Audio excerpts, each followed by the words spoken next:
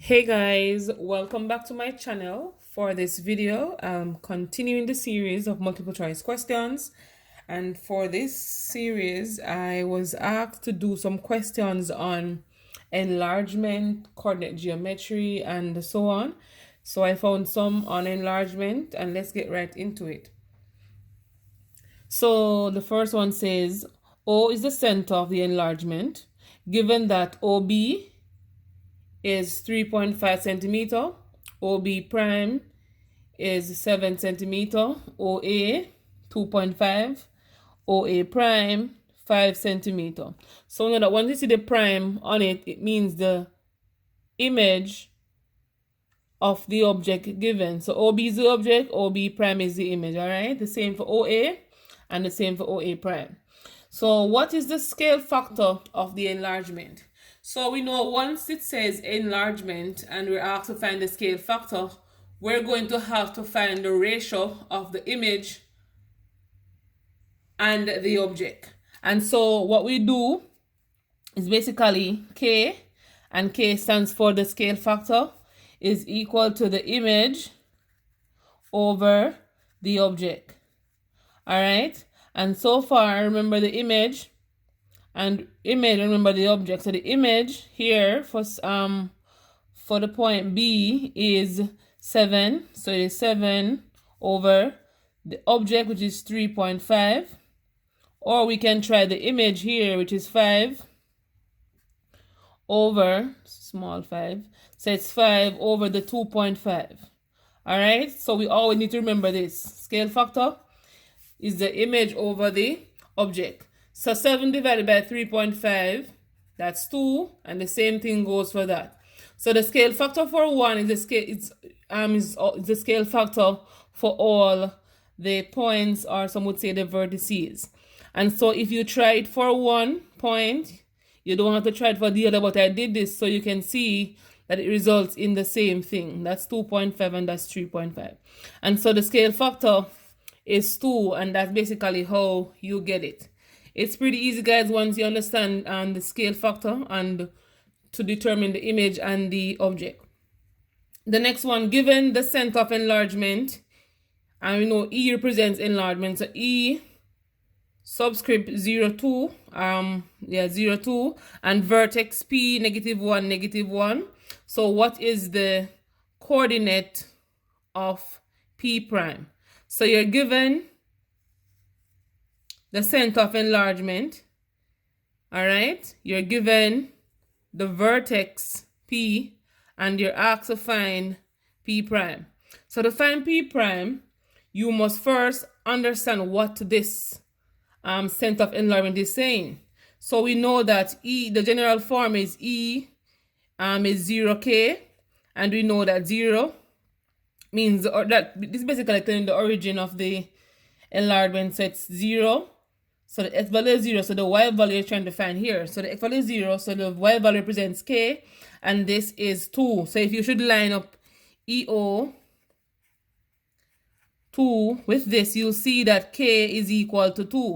All right. And this is basically the scale factor. All right. So that's our scale factor. We're given the point P. And the point P is -1, -1.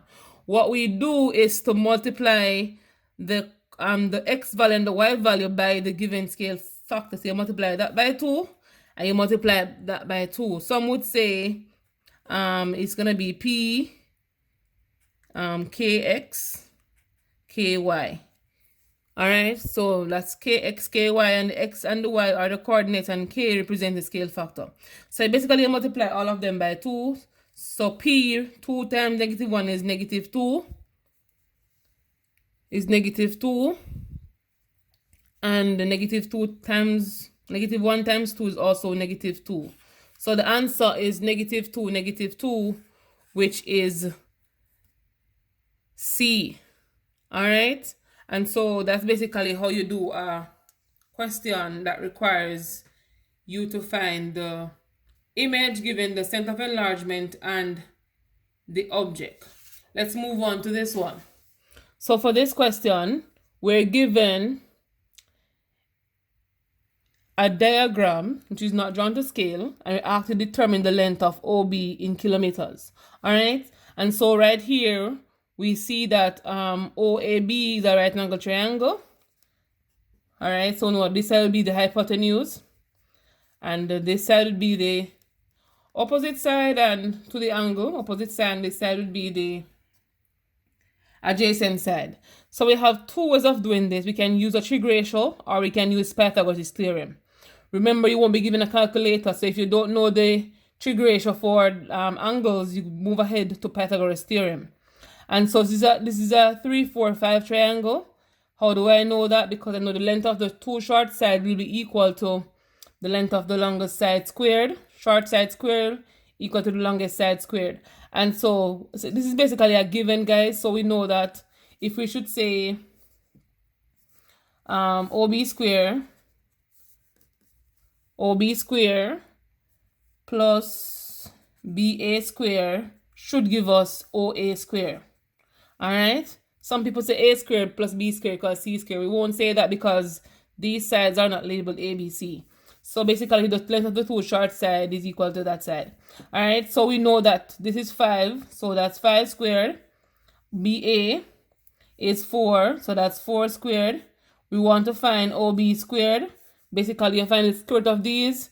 You'll get 25 minus 16, which results in 9. And the square root of 9 will be equal to 3. And so our answer is right here.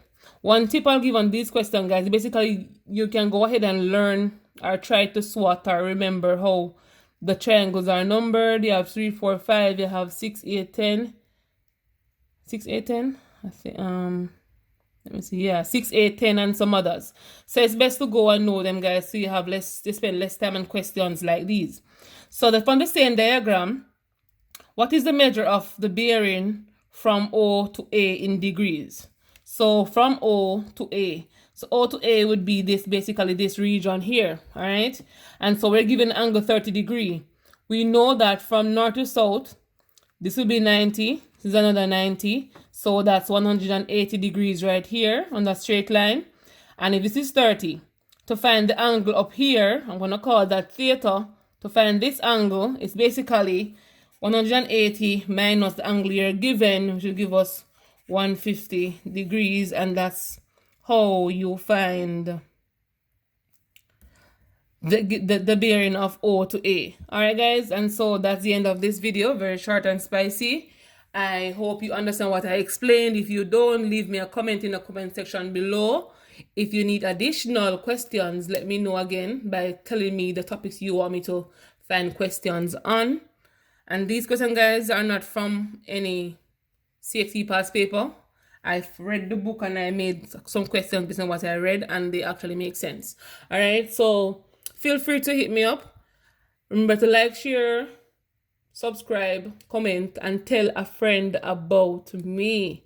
Okay, guys, and I'll see you on the next series.